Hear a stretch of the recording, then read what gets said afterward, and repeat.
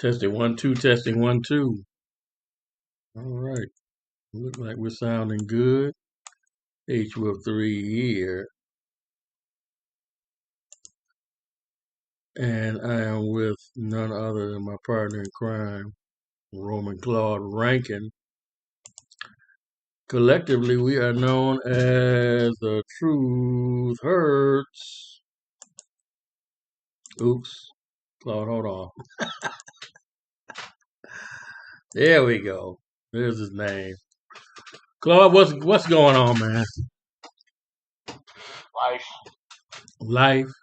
That's what's Li- going on. Life in the Matrix. Well, we're about to talk about that. This show is called Come Out the Matrix. Come Out the Matrix. And when the clip you just saw was 9/11 attack, this is a video that was sent to me by a friend. I'm going to keep him anonymous.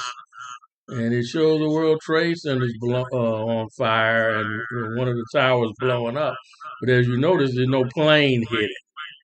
I'll let you think about that for a while.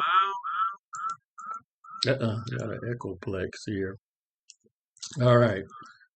We're going to talk about a lot of things this episode, but we'll implore everybody to come out the Matrix. And we're going to talk about what is the Matrix, what it is, and how it shapes and influences our lives. Now, we're going to keep things simple because there's a lot of definitions of what a Matrix is, but we're going to keep it in context of the movie. The movie from 1999, The Matrix, with Keanu Reeves, Lawrence Fishburne.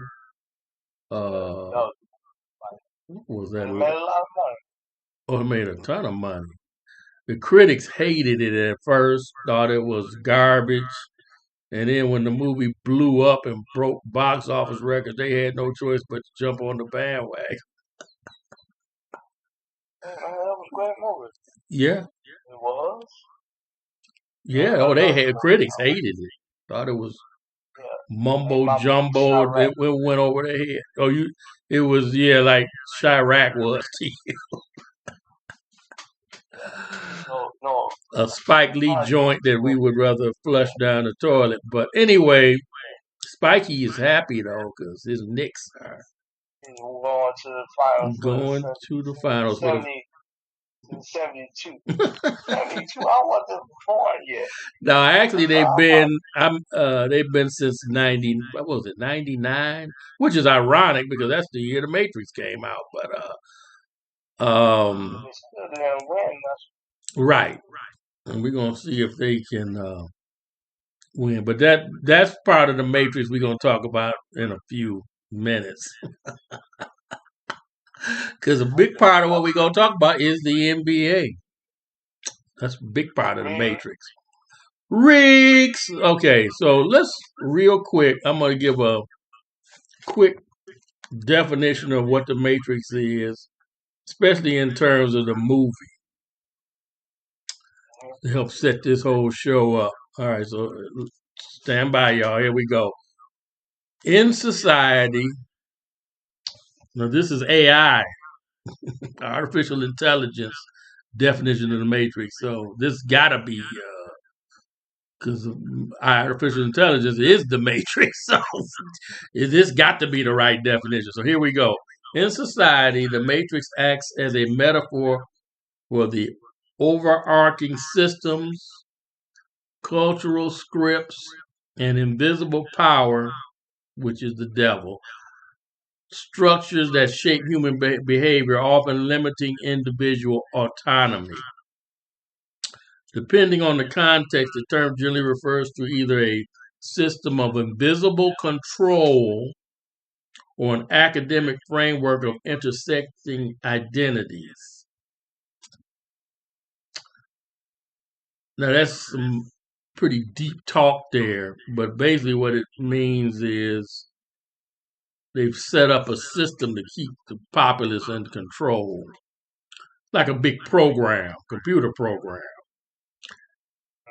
Now, The cultural metaphor, the system of control. Popularized by the 1999 sci-fi film The Matrix, this concept is widely used to describe the mundane, automated routines of modern daily life.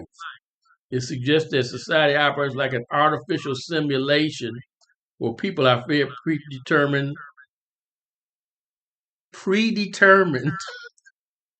narratives and desires. Sound familiar? Sound like wrestling. It sounds like wrestling at all the sports. Don't just talk about wrestling right now. Oh no. We're gonna talk about wrestling. We're gonna talk about basketball. We're gonna talk about all of it. Consumerism. Now here are some bullet points. Consumerism and debt. A cycle of working to buy things you do not need. Tying your value to your productivity. Bullet point number 2, echo chambers, being caught in a loop of media consumption, algorithmic social media trends, and societal expectations that dictate what a quote unquote successful life should look like. And we see this all the time, from Tyler Perry's Garbage to I don't know, every type of TV show, American Idol, America's Got Talent, tying your worth to competition and beating out everybody. You're the most talented, all that foolishness that they recycle over and over and over again, and people fall for it. I was shocked to see that show, The Survivor. How many seasons? That show been on. Oh no, more than that. That show been on since about around time the Matrix came out. That show been on since like 2000. I say 2000. 26 years. 26 years and done. I was shocked to see that show was still on. I was really shocked. And apparently, the reason how I found out it was still on, because I never watched it, was the guy who was like the host and the co-creator. His brother passed recently. Sorry to hear that. I can't remember his name. But anywho, he passed, and that's when I found out the show is still live and kicking. It's still going strong. I'm like, okay. Who the suckers want to watch? I have no idea, but they hang their hats on this stuff, and we'll move on. We won't go down that rabbit hole. The reason I said that, Survivor we was on was when the blackout happened in 2000. Right, the great blackout when we lost power, didn't have no, so didn't have any electricity. Nobody cared about us. Right. Now, you talk about Survivor, I'll never forget. It's funny. I'm so glad you brought that up. The reason how we survived, I pulled out our grill, and before all of our food, because back then we lived on the west side of Detroit. And if I'm not mistaken, I don't think we had a separate freezer, but we had a pretty big refrigerator. We had a freezer full of meat. I took that meat out, cooked that meat on that grill, and we was eating chicken and meat for days. You want some chicken? Everybody's neighbors came over. Right. So that's Survivor right there. Not all that stage stuff like on that show. I don't know. But how did you deal with that? You know what? Now you done maybe got me to thinking. How did you deal with that? How did I do it? Let me tell you. So this is back in the day. Our mom was still alive. Just go back to time. Right. So the lights went out. And I was about to go back home where I was at the time. My apartments in Park Hills at the time. Oh, you was already in pharmacy when that happened? Yeah, I was in pharmacy at that. Wow. Oh, okay. Go on with And, your bad self. but this is when I was in pharmacy. Uh-huh. And, I was like, so the power went out. I was like, well, you might, they told me to stay where I was. Like, Mm-hmm. they don't got no power here. They don't got no power in pharmacy. So I said, I might as well just stay where I'm at. So, but I know I was going to be without power for 2 days. So what did you do? Were they still bringing you your meals and things like that? Nah. You was on your own, huh? SOL, yeah, what's the SOL? What's the SOL? Lord help me. Help me, because I need help. Oh man, so I'm sorry. that's what I remember, and so that's what you remember. But you must Yeah, have got some food from somebody or somewhere. You must have I survived. you sur- you went on a fast. Yeah, I was fasting that. Them 2 days. I Fast had a cell phone,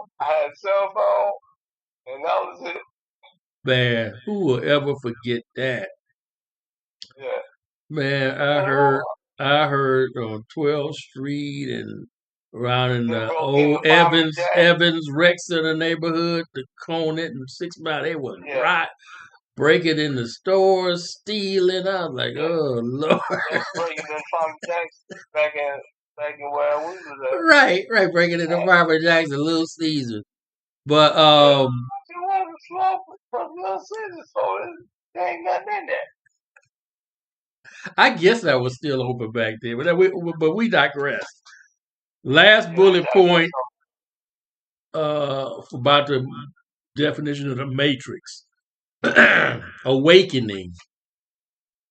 Taking the red pill represents breaking free from this conditioning, choosing independent thought, and questioning mainstream dogmas or mainstream I call it propaganda.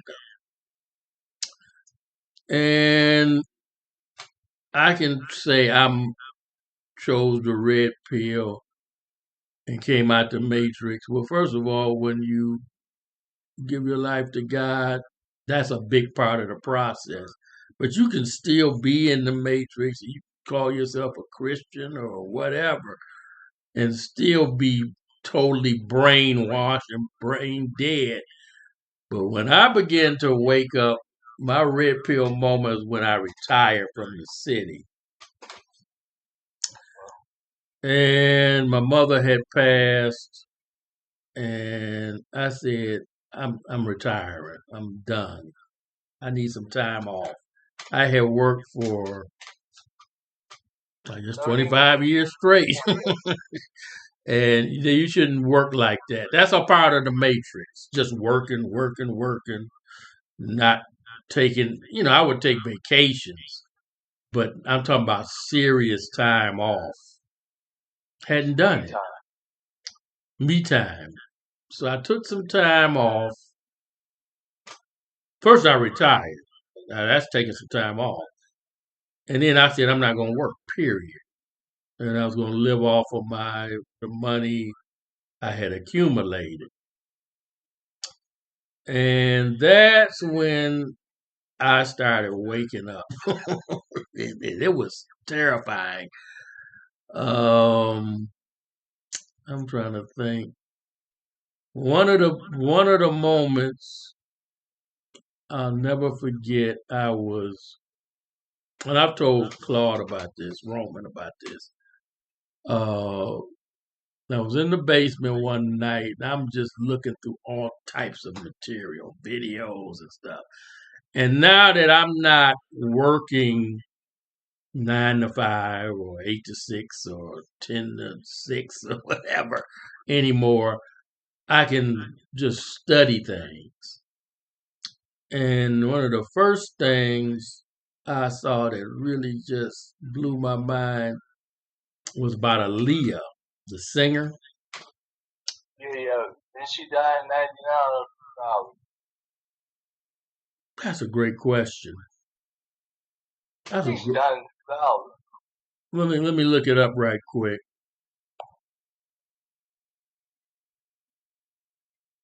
When did singer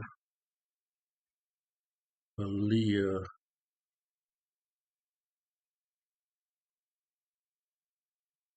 no, not Al Green, Alliyah died, passed away? August 25th, 2001. She died in a plane crash. I think it was R. Kelly. I still do. You said you think it was R. Kelly? I still do. I don't care what they say. Now, here's the so-called official Matrix explanation. The aircraft crashed short. Now, I'm not saying this is not true, but hear me out. The aircraft crashed shortly after takeoff. Alliyah had been, I believe, in the Bahamas?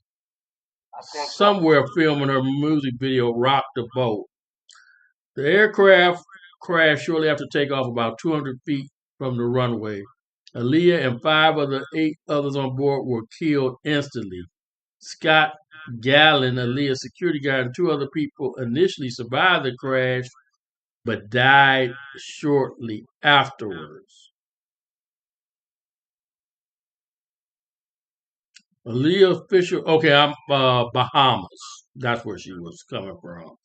Alliyah's official cause of death was severe burns and blow to the head sustained in a tragic plane crash in the Bahamas on August 25, 2001.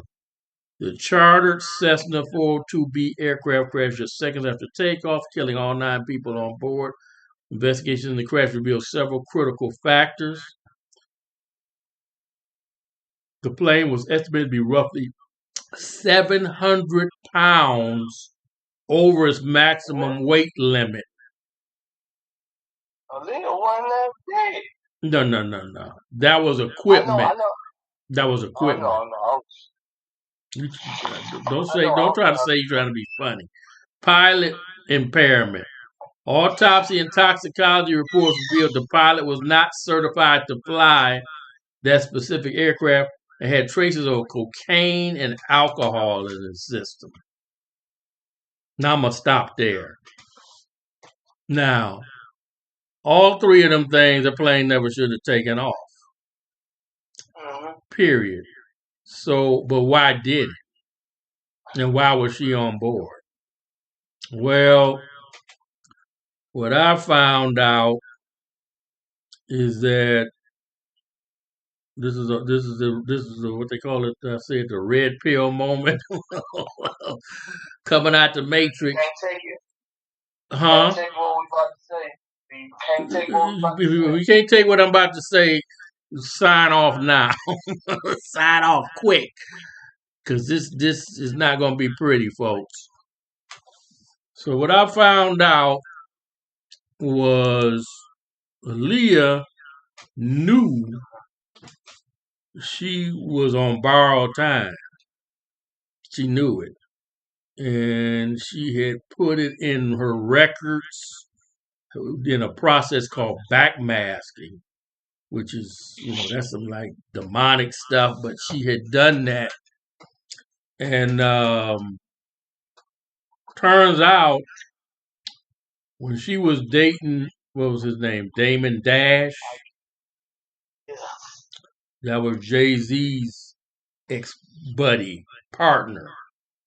Well, it turns out when she chose him, the Illuminati and Jay-Z and all of that occult garbage, the decision was made to make Beyonce the number 1 artist.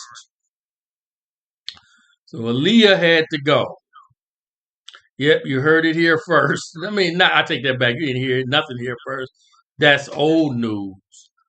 But that's what they won't tell you in the official explanation of why she was taken out. Because, who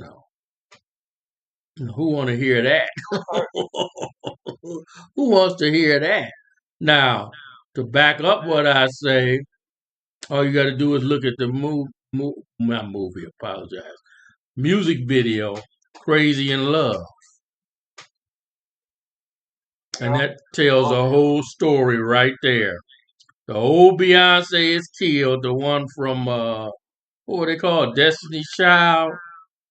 Mm-hmm. And the new one emerges, Sasha Fierce. Oh, it's a killer. So Alliyah was sacrificed. And that hit hard because Alliyah was somebody who grew up in Detroit, well known. And I have a niece who went to school with her. Not going to mention her name, but they went to school together at Jesu Elementary as a Catholic school. And she would talk about her. And she was very talented even back then. So at the time of her death, she was considered one of the top artists in the world. In the world, she had made those movies with, as you recall, Claude, with Jet Li. Romeo Must Die. Romeo Must Die. And she had another Not movie. me. Not me, but that was the name of the movie. I know, Claude. Stop it. Then she had made that, unfortunately, that terrible movie, Queen of the Dam. It's not the type of movie you want to make before you die. But anyway, but I'm not God will judge everybody, so can't worry about that. The damage is done. So anyway, that's the Matrix, and that's when I began to wake up. I began to wake up when I saw that video, and a whole lot of other revelations started coming to me. Then I discovered many years later holiness and joined that. And then well, it's always an ongoing process, but my journey out the matrix was accelerated. Accelerated. But the first thing you do, you got to recognize that everything is a program. Now, here's something really deep. The movie The Matrix and the movie The Terminator was written, and I'm not into black and white and stuff because either you're good in God's sight or not. I have no prejudice whatsoever. Black, brown, yellow. If you're my brother, you're my brother. But the woman who wrote The Matrix and The Terminator, it was a black woman. She was never given credit for it. I'm sorry, what? Did she get a cut of the pie? Oh, she got a big cut. She got a big cut. I think over $100 million. She got a big cut. So she sued Warner Brothers. And she got paid. She got paid. It took a while. But you know who told me about that? Showed me an article about that? The guy, CJ. When I used to work with at Coleman Young that met the untimely death. Oh, no. Yeah, he was the one that showed me the article on that. And so recently, I put that on our page, the Truth Earth page, and boy, it got some backlash. So people were not happy.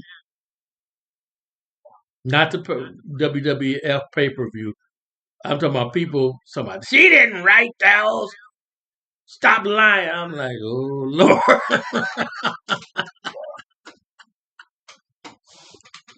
But yeah, that's documented fact.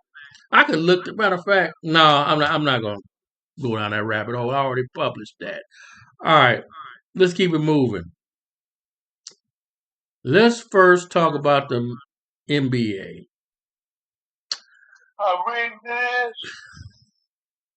First of all, we want to congratulate the Pistons.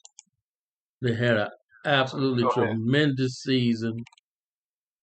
Big ups to Cade Cunningham, who made first team All-NBA. He was 5th in MVP voting.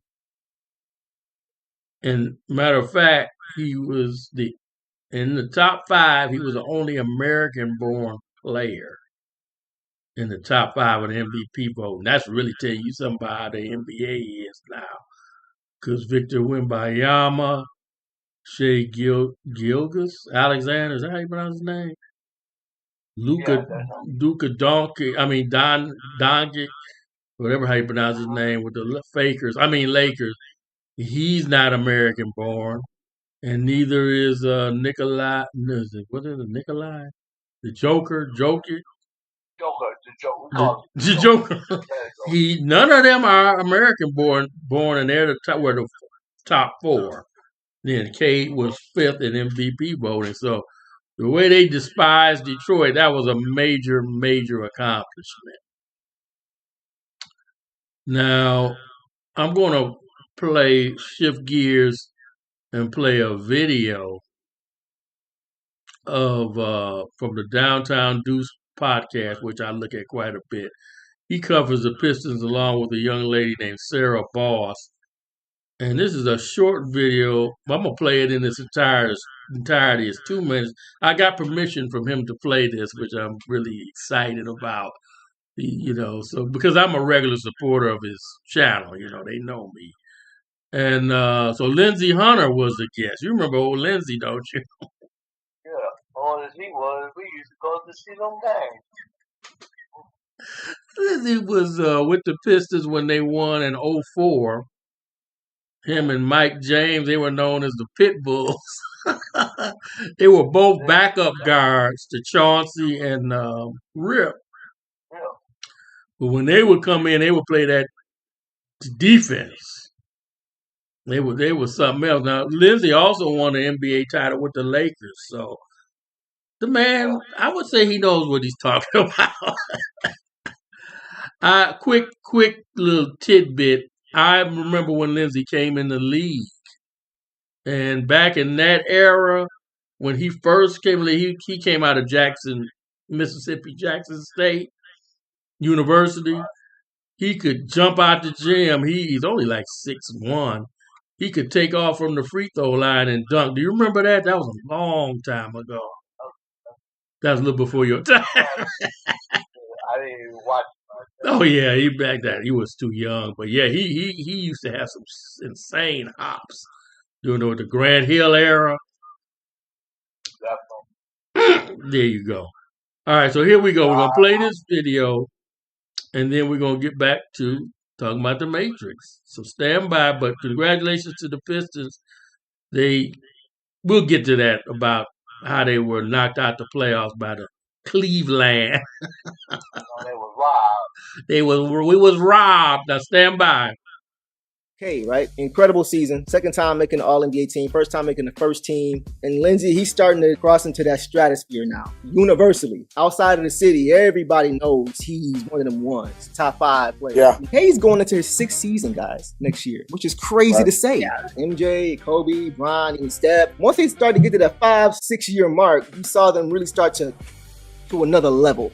What does he have to do this offseason to get to that next level? He really has to focus on his conditioning. You have to be able to get your second win every night faster than everybody else. So you've already proved that you are one of those guys that can carry a team. To be mentioned with the greats, you got to be able to do that throughout the postseason as well. Facts. So that's conditioning. Like, he has to get in that gym and be like, I'm not working for regular season right now. I'm working to get to the finals. Because he got the tools to do it. Nobody will deny. He can defend. He can post up. He can hit threes. He can hit mid-ranges. He can finish at the rim. He can hit free throws. He can do everything. Yes. His body got to be in such great condition to carry that throughout the playoffs. And the only way to do that is to do it in the offseason. Because the more you condition yourself in the offseason, the more mentally you'll be prepared to know, I've worked all offseason to get ready for this moment. I'm ready for it. It seemed like his conditioning did jump from it got better to this year. But you know how it is. It takes years to get to more levels levels to it. Yes. More levels to it. He was leading playoffs and scoring at one point, but you saw toward the end, just gassed out a little bit. No gas. So we might have to send him over there with the monks. Wimby go with him?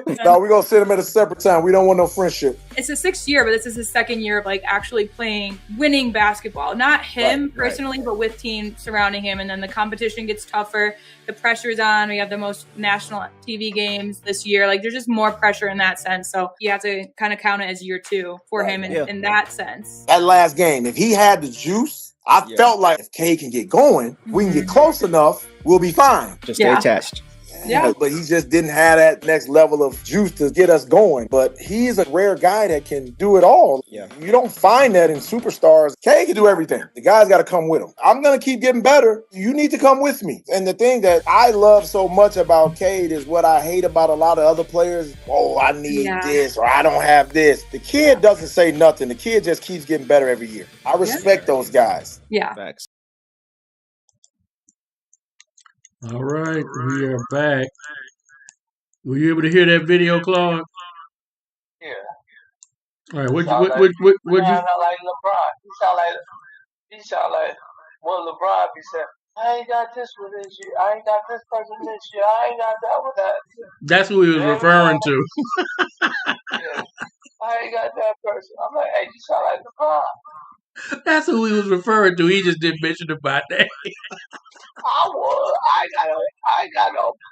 Shoot. I tell it like T.I. is. Right. Sound like LeBron James. So let's get into real quick the Pistons because this is all part of the topic. As we predicted, well, we had the Pistons, I think, originally winning about 52, 53 games. Yeah, 55. Then we revised. Well, I revised it. I said they were going to probably win about 63, especially after the start they got off to. So then they ended up winning 60. They're number 1 seed in the Eastern Conference. And then they made, faced the Orlando Magic in the first round. And they had to face Paulo Banchero, the Brazilian superstar. Yeah. Everybody thought he was hot. Oh, yeah. Hot stuff. Not Eddie Giver, but hot stuff, Paulo Banchero. And, they was punking the Pistons out because they went up 3-1.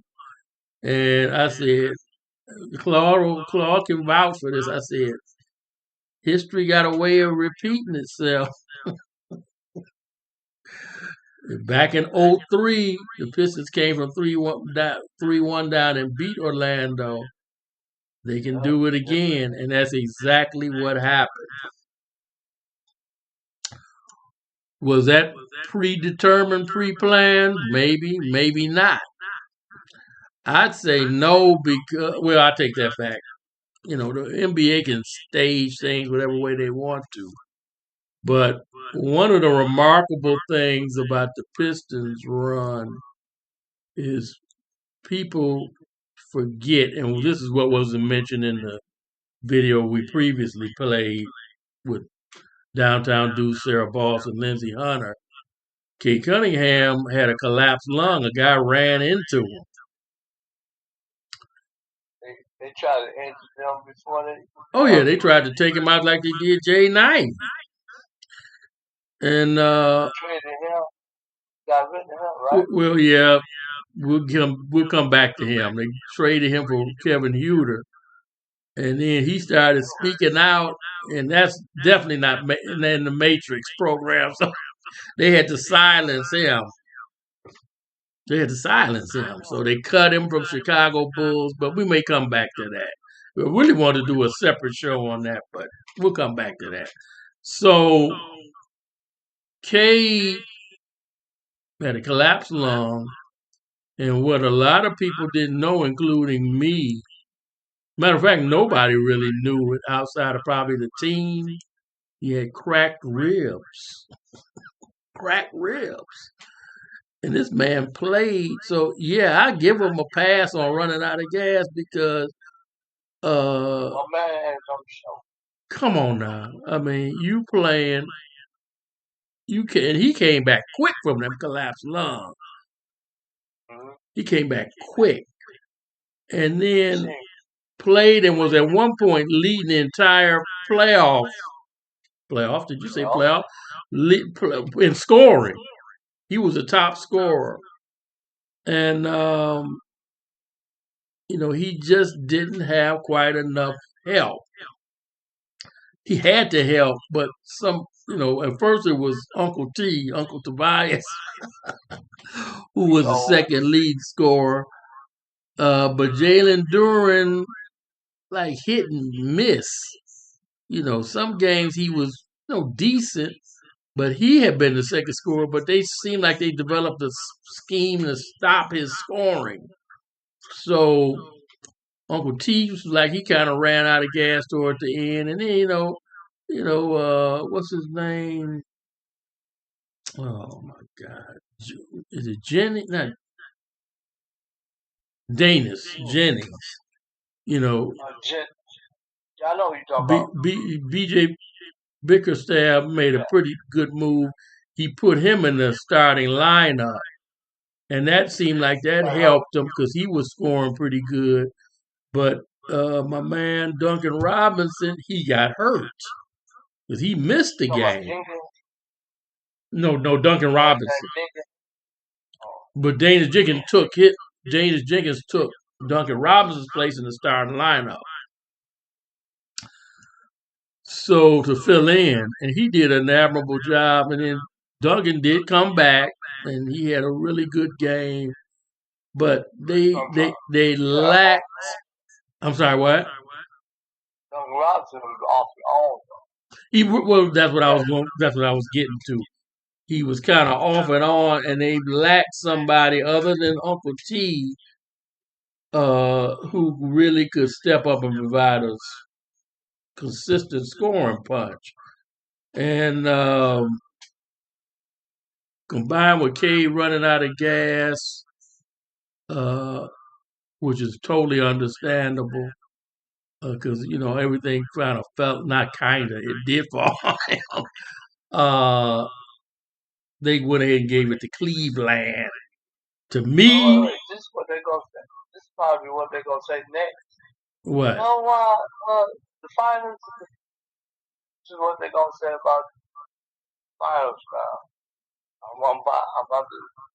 We can go back to the Pistons later. Mm-hmm. This is what they're gonna say about when the finals was like when we wanted OKC to win. We had a ring for OKC to win. And they do. Tired of coolers. Coolips. Who are you talking about? Point guard for OKC. Shea Gilgeous-Alexander, folks. That's what he's talking about. Yeah. Where you come up with this stuff? Cool lips. Anyway, go ahead. Well, like I said, they got a wake up call now. OKC got a wake up call from. They're not the best team in the world. Now they got other teams in the Western Conference. Well, the Spurs knocked them out. On their level. Yeah. It's already been decided or predetermined or whatever because the Spurs advanced. Now, this is part of the programming. We're going to get to now. This is a good segue back to this. When the Pistons were playing the Cavs, one of the referees was making some questionable calls by the name of Tony Brothers. And in one game, he said he ain't even a brother from another mother. But anyway, at the end of the game that went to overtime, I can't remember if that was game 5. I think it was game 5. The Pistons Cleveland had tied it, and it was about, I don't know, maybe 10 seconds left. I can't remember how many seconds. And this was like New York series all over again. They fouled Austin Thompson. They grabbed him by the ankle. And he fell, and the Joker swallowed his whistle, didn't call a foul. If he would have called the foul, it was like probably about 3 seconds left. He could have gone through the free throw line, sunk a basket. All he had to do was make one or two. Game over. But apparently that wasn't in the script. We all know about rigged scripts. So the Pistons lost that game. So then they won the next one. And so everybody put their money on the Pistons, especially the way they beat them up in Cleveland. Now let's take a look at something right quick. We'll play 2 videos. All right, stand by. Conference Finals, Cavaliers Knicks, Game 1.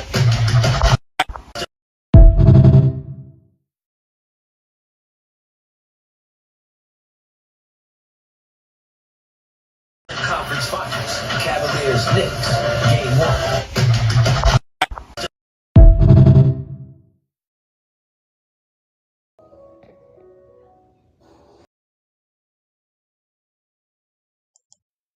All right, that was what I just played, Claude. You couldn't see it. It was an Instagram post this guy posted showing a promo showing it was going to be Cavs versus We were talking about that. Knicks in the conference finals, but the Pistons series wasn't over yet when they aired it. So people say, oh, they done rigged it. And sure enough, apparently they did, because the Pistons did not make the conference finals. It ended up being Cavs in New York. Now, Cavs got swept, which I thought was hilarious. But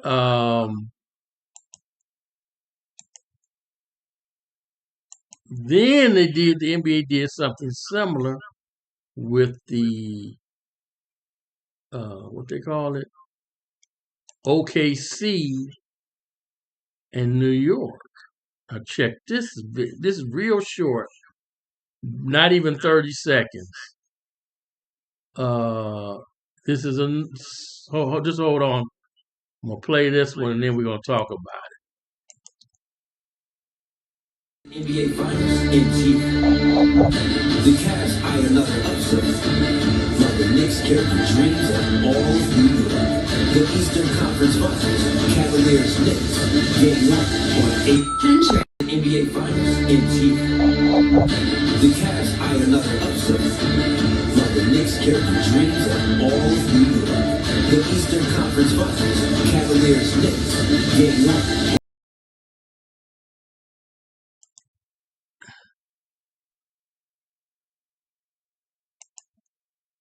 They made sure OKC would win Game 5. How do you accomplish that? A one-sided whistle. The commissioner says the officiating has been incredible. When the bottom line is money, shady things happen. They're laughing all the way to the bank here. To your point, the NBA would want their future face, Victor Wembanyama, to be in the final. Whether it happens in Game 5 or in Game 7, I refuse to go down this road. I cannot acknowledge anything being rigged. I think the better storyline here is, are the Knicks going to knock OKC off their throne? They've already released the script. They're already promoting finals merchandise for the Thunder and the Knicks. Explain that to me.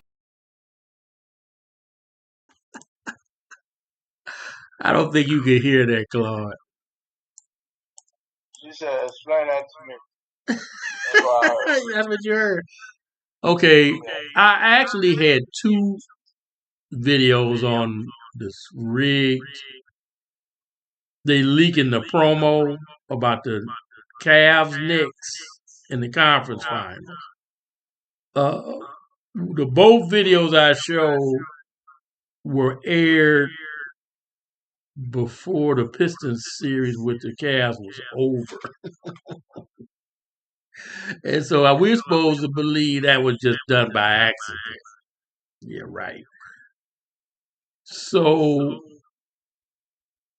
the Cavs won. We know that the Pistons were the favorite in Game 7, and then the Cavs blew them out. So Vegas made a mint on that one because people bet on the Pistons. Now, they did the opposite. They tricked everybody again. They released the last video I showed. They put out that OKC, the NBA itself, said the finals was going to be OKC and the Knicks. And you see how that went. So people this time was like, well, since they don't put it out, we'll put our money on the Knicks. I'm sorry, on OKC. Excuse me. I apologize. OKC. And you see how that went. Everybody got fooled again. So you can't beat the devil at his own game. I'm sorry. You just can't do it. You're not going to do it. They're going to rig that thing to make sure they make maximum dollars. Okay, so that's part of the Matrix programming.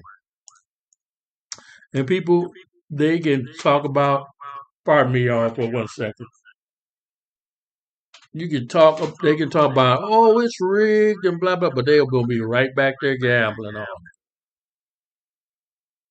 I done seen it too many times. Uh-oh, Claude, let me put your picture back up. I done seen it too many times. People can say all the yin-yang they want to about I'm fed up, I'm tired of this and stuff, but they're going to be right back. Because that's part of the Matrix. What do you think, Claude? Am I right? Right. Yeah, there ain't nothing never changed. Nothing never changed. P.T. Barnum said, it's a sucker born every minute. Yeah, I'm kind of sad, but you know what I'm about to say, so I'm gonna let them. Thank you. All right. So that's pretty much it as far as the NBA. I don't want to beat a dead horse. I watch it. Okay, I done messed myself up. All right. I watch it for the entertainment. That's it. And I just follow the Pistons. I really don't care about nobody else. I'm just the home team supporter. I don't call myself a fanatic anymore or a fan. I'm just a supporter. I like to see them do good. And this was a dream season for me because they did fantastic. They did absolutely fantastic. But apparently it's just not their time.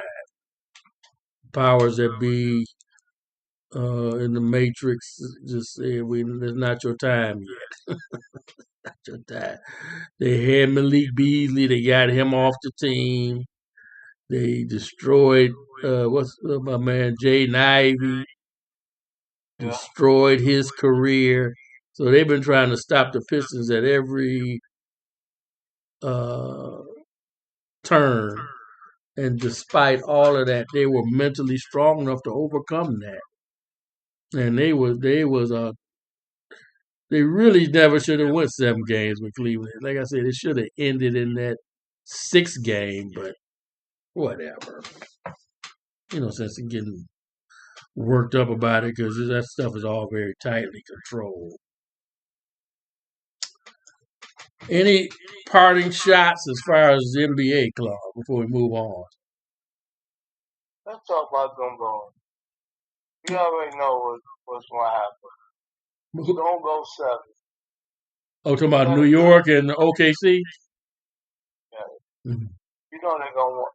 I'm sorry, New York. What am I saying? New York and Spurs. Lord have mercy.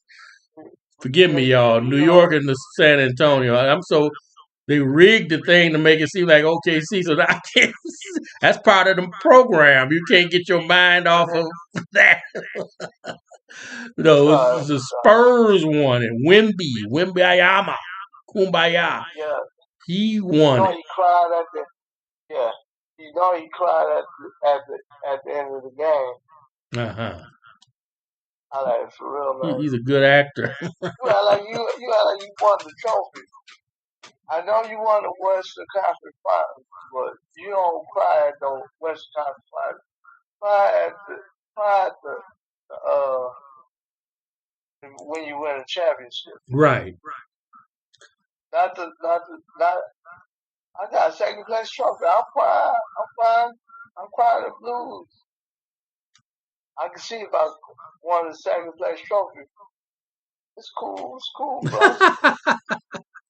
Yeah. I just won second place. Yeah, I know when I cried was when we played T-ball and we got roused out the championship. But I'm let that go. Let that one go. This man still thinking about that. That was how many years ago? It's a long time. A long time ago. Still fresh in your mind. Let it go. Yeah. But that's all part of the program. Oh, he's so emotional. Oh, you get emotionally involved and all that nonsense. Nobody getting a dime for none of that, except them guys. They get millions of dollars to play a child's game, kid's game. And it's big business. It's big business. Big business. They put a ball through a hoop. Yeah. And getting paid all that money. And we got all these different things happening all around the world. People displaced by war and stuff. And you take it, not you, Claude, yeah, I know. And not even necessarily the audience, but people in general betting on this stuff, throwing good money away. It's crazy. So, but that's the matrix. That's how the devil exploits people in his kingdom. So the matrix. So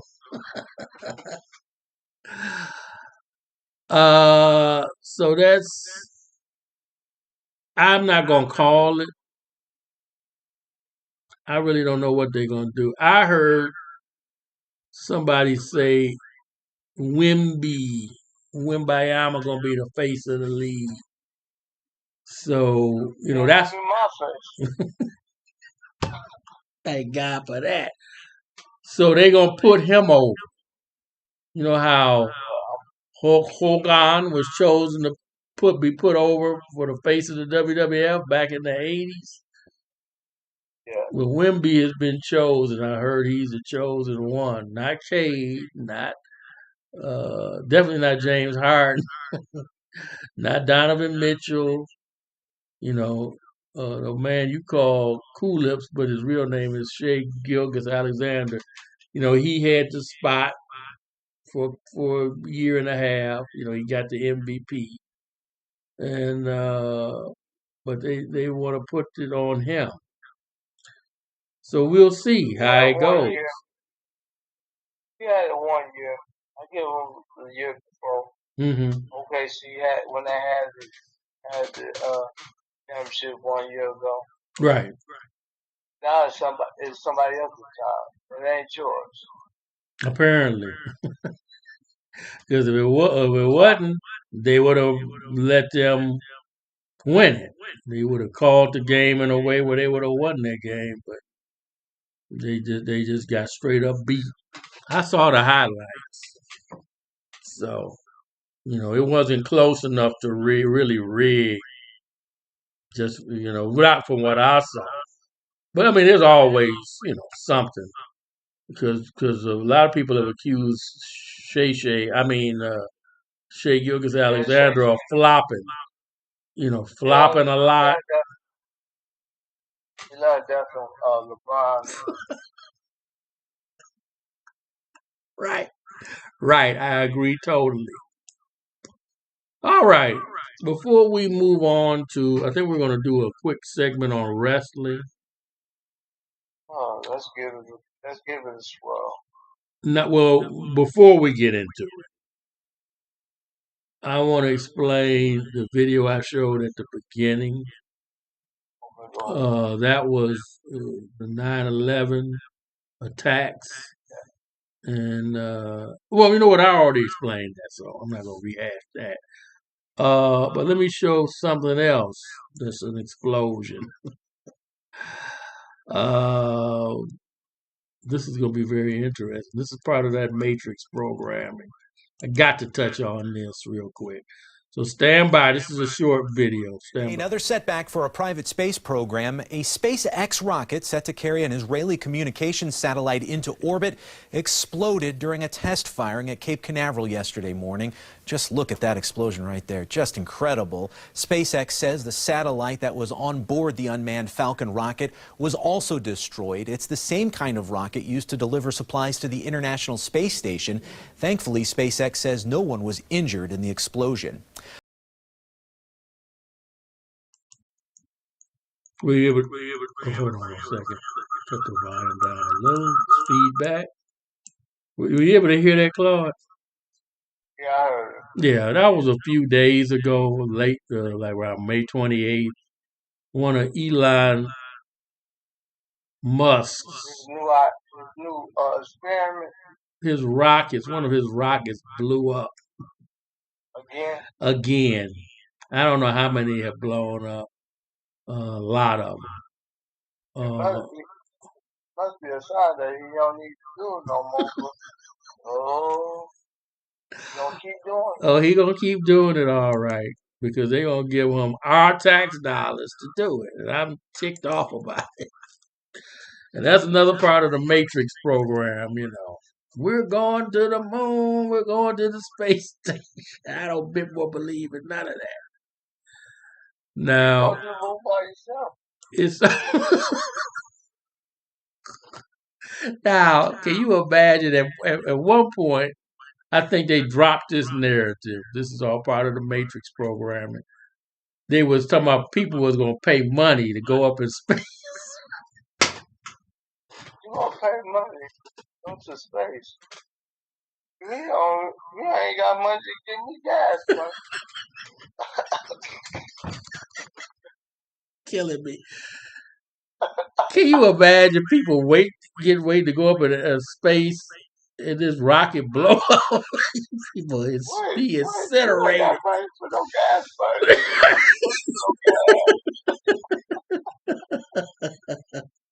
Hey man, I just asked for a little bit, but I asked for a lot. I just asked for a little gas money. Man. So now the whole thing is, oh, we're going to colonize the moon. I'm like, get out of here. Stop this lies. Man, so now supposedly they went to the moon back in 69. Then in 71. Then they claim they forgot how they did it. So it took all this time. And they done rediscovered the blueprints or whatever. So now they about to go back and colonize the moon. Now, I was telling this to Claude the other night. This is what I want you to do. For people that's in the Matrix and think I'm crazy for not believing this, when they say they go to colonize the moon, and they're on the moon and they're driving the lunar vehicles and all this malarkey, I want you to take out your iPhone or whatever type of phone you have, and I want you to take pictures of the moon, and we should be able to see them up there, right? So once you get those pictures, send it to us. A care of the Truth Hurts. I want to see them. I want to see them because I've taken pictures of the moon, Claude, with my. I have a DSLR camera with a nice telephoto style lens. And I've got pictures of the moon. I can see craters and details you can't see with the naked eye. You know, you can see them maybe with a telescope. But I think Hammer once said you can't see me with a telescope. I'm sorry I had to throw that in there. But that was a low blow. But I can see detail. So surely if they got a moon base up there and they planting flags and jumping around, hopping around, driving lunar vehicles, we should be able to see that, shouldn't we? Mm-hmm. Yeah. So that's the Truth Hurts challenge for people who believe in that part of the Matrix. Because I'm not buying it. You know. And to show you that I'm not, we're not totally crazy. You know who, I told you about this the other night. You know who else said the same thing we saying, of all people? Jalen Duran. Oh, yeah. A basketball player for Pistons. I said, no wonder they dissed him. He said, man, you ain't part of the Matrix. We got to make you look bad. So anyway, let's see. Okay, so now we into the wrestling segment. And we're going to use this to wrap up because we've gone a long way. So we're going to get ready to wrap it up. But let's go into the wrestling real quick. What you want to start with, Claude? Let's start with something that really interesting. Okay. Let's start with AEW. Okay. All Elite Wrestling. 5-hour pay-per-views. Now, you remember WWE had 3 hours. Mm-hmm. But AEW, whoever owns Tony Khan. Tony Khan has ownership. If I can't do 3 hours for WrestleMania, why you gonna make me do 5 hours? Pay me? I had to pay $50 for a pay. That's how much it costs? Yes. Wow. I'm trying to figure out how much filler can you do to fill in 5 hours. Are they jobber matches? It's good. They good matches now. I'm not saying that it's not. But 5 hours of that's too much. From the pre-show to everybody else. First hour is free. Then the next 4 is done by wrestler. Mm. Still, it's like it's too much. That's too much. Even like you said, even WrestleMania in that long. And I fell asleep. I'm sorry. No, you did. I witnessed it because we were watching it together, me, you, and Dillard. But that was an ex-co-worker of ours. So God rest his soul. I hope he's still alive. But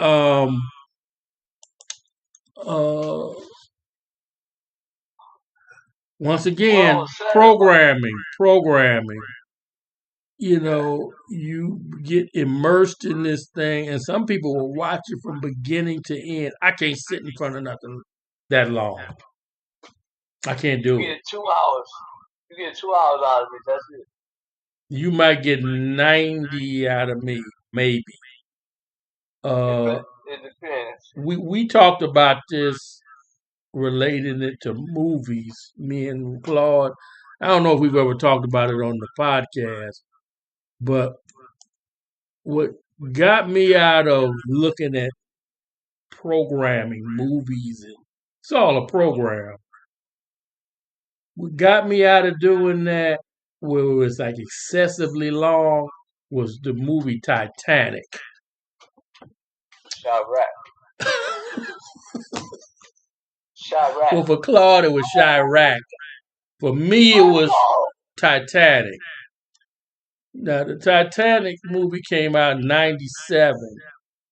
Yeah. And who was that Joker in that movie? Leonardo DiCaprio. Yes. Thank you, Claude. And Kate Winslet. I think that's her name. I don't know who that other was. But he made James Cameron, the same man that directed Terminator, which I mentioned earlier.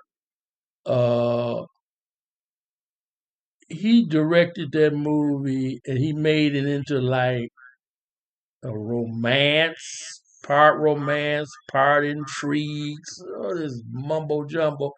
Then he had this, what they call it, a prelude, I think they call it in storytelling a prologue and an epilogue. When the Kate Winslet was supposed to be an old lady, and they're interviewing her, all of that stuff was totally unnecessary. So I'll never forget. I took my wife. We sitting in the movie theater, and I think it had about three, almost 4 hours long. And I just never forget. For some bizarre reason, I sat through that thing. I should have told her, honey, let's get up and let's go. But, you trying to at least see when the boat sink, you want to see at least that. Let's go. But once that was over, I should have said, let's get up and go. I sat through that thing, and I never forget, I had a splitting headache. I said, I'll never do this again. I must have been crazy. Programming. But I've walked out of movies before in the theater. But you're conditioned, with this mindset, well, I done paid money for it. I want to see the whole thing. No, I don't.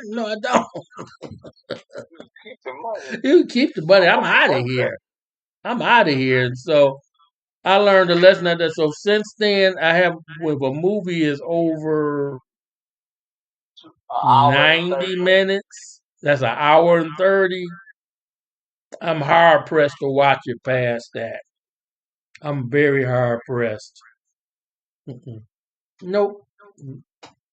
So when you're talking about a 5-hour wrestling pay-per-view?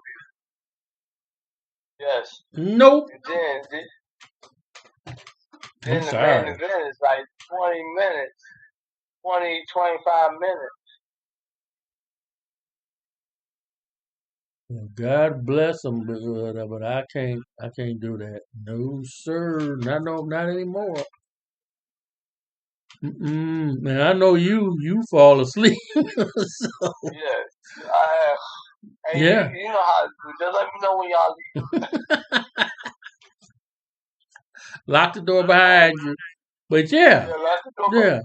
Yeah. Now let's move on to the infamous WWF, aka WWE. I can't watch it no more. That's well documented. That's well documented. I can't do it. I know that. Go ahead. I'm gonna let you.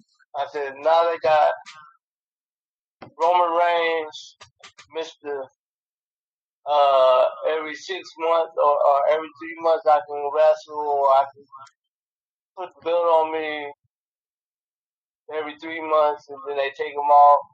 Now they got the bloodline, his family members, the alcohol brothers, the Usos, aka the Usos, alcohols. The alcohols. Jay and what is it? Jay and Jimmy. Jimmy and Jay. Yeah. Thank you. Yeah. I'm like, for real, y'all just gonna ruin yourself over alcohol. Is it worth it? Lucky your wife was the one that saved y'all. Oh yeah, Naomi. Yeah. That's the only reason y'all still alive. Got out of jail that day. Yeah, that happened in Detroit when they got drunk and intoxicated. Yeah. But I just can't watch it no more. A little quick. I mean, I know we've talked about this before, but a little quick background. I watched the WWF during the quote unquote golden era, with the days of Hulk Hogan and Roddy Piper, Ultimate Warrior, Macho Man. Oh yeah. I can deal with Roddy Piper, and I can deal with Macho Man. Roddy Piper, Macho Man. I can deal with them.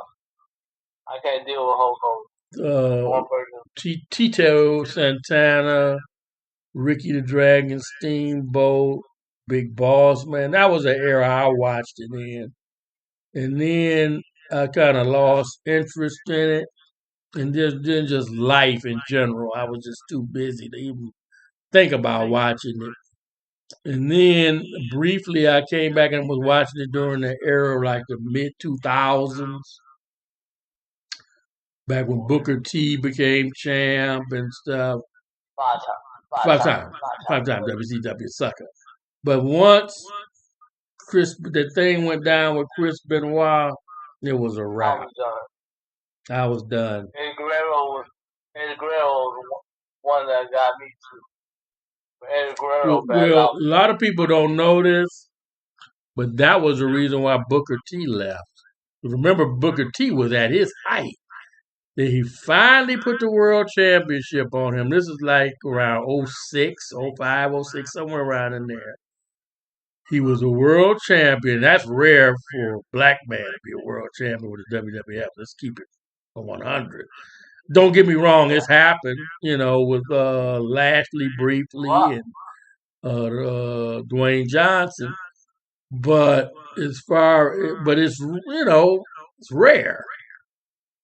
So when that thing went down with Chris Benoit, because they were friends, he left because he said, "I'm pretty sure that's going to be me next," and that's not good. That's not good at all. You got him sounding like a sucker on color commentary. About Booker T. Yeah, Booker T came back. He had a stint in TNA, and then he came back, and he's been pretty much a color commentator ever since. But he has his own promotion called Reality of Wrestling.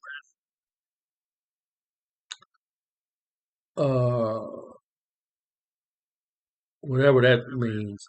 Reality, that's based out of Houston, where he's from. A lot of people think he's from Harlem, but they actually are from Houston, Texas. Him and his brother Stevie Ray. So I just can't watch it no more. I cannot watch it. Now the big thing they're trying to do now is push. What's this guy? Obafemi. I guess he's supposed to be the WWF version of Black Panther, I guess. And they want to let him win another one. They're gonna try to make it the third round with him and Brock Lesnar. I don't want to see it. I don't want to see the first. I didn't even want to see the first one.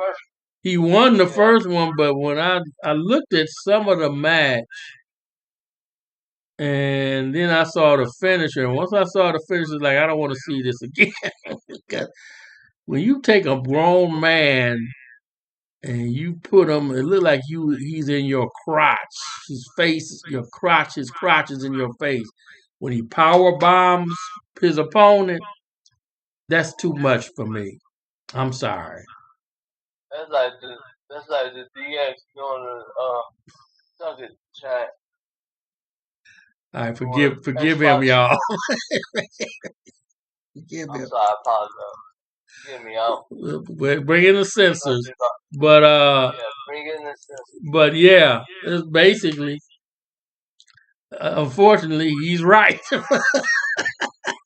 Claude is right. That's what it looked like, and I'm sure that was Triple H's idea. He likes it. Hey man, did you hang out with Jeffrey Epstein? What is it? So, no, I'm not saying he did. I'm just asking a question. but that's just some crazy stuff. I can't watch no garbage like that. That's just insane to me. I never seen no wrestling like that. That's just weird. Even, what's his name, Undertaker, what was it called, The Last Ride? He didn't do nothing like that. He always do that. He never did nothing like that. Razor Ramon, Razor's Edge, he never did nothing like that. What type of...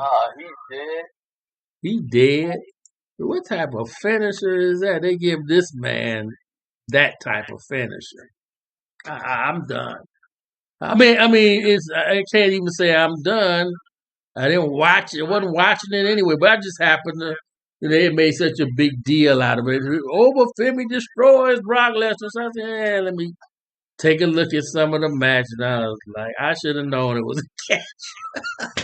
I should have known it. So naturally, they didn't put him over like they should have. He lost to Cody Rhodes. They wasn't gonna put him on. They ain't gonna put the title on him that. Yeah. They didn't put him over, so he lost to Cody Rhodes. Oh, what type of push is that? You beat the top heel or baby, whatever you want to call Brock Lesnar. Then, but you have him lose to Cody Rhodes. I'm lost. Then now he got a what they call it, a rematch with Brock Lesnar. I thought this nut had retired. Man, what type of crap is that? So I watched Brock Lesnar beat him the second time. Watch. That's what I tell you. Third time. Was this the third time they faced? Gonna be the third. This is gonna be the third time they're gonna face. Who won the first two? First one was Obi Femi. Then the second one was Brock Lesnar. So he already done beat him. Yeah. That's a crime shame.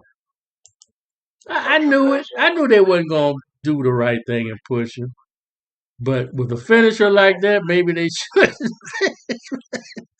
That's not a good finisher at all.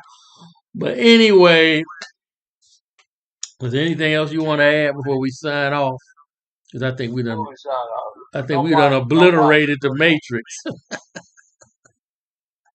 Just don't watch it no more. Unless you really want to go to sleep. Find something to sleep on. And now that they might be taking WWF off Netflix. Really? Yes. Oh, I didn't hear about that.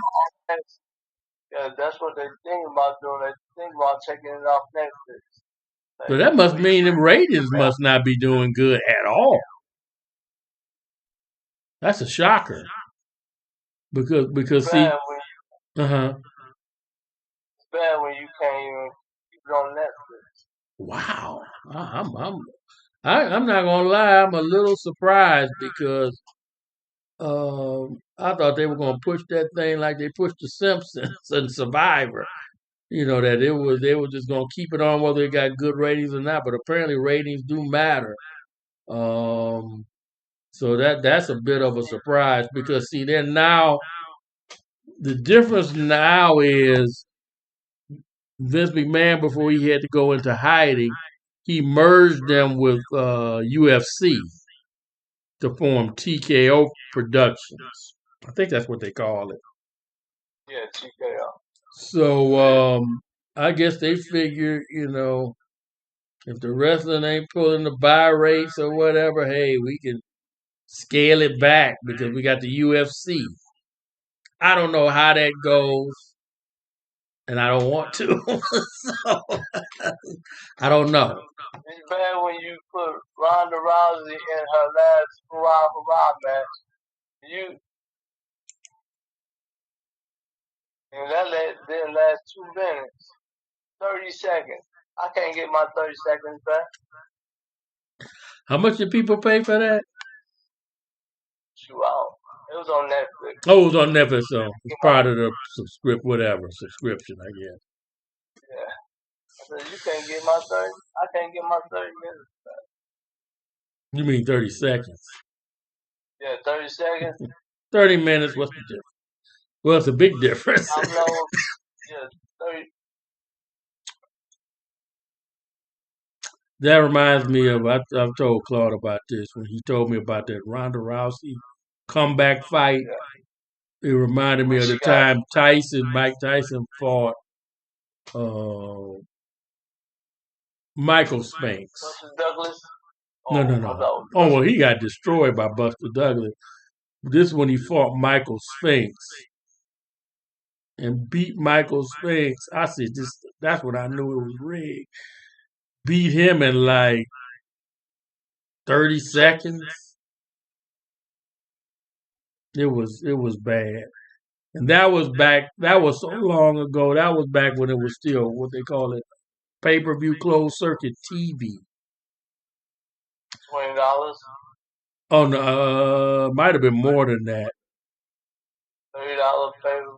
Oh, it was. It could be very costly back then. Even though we're talking about the mid '80s, it could be very costly because you had to go to certain places, venues had it, and so because it wasn't even Detroit. I'm just speaking for Detroit. Wasn't even wired yet completely for cable. So you had no choice if you wanted to see it to go to a venue to watch it. And man, people plunked down big money to see that fight.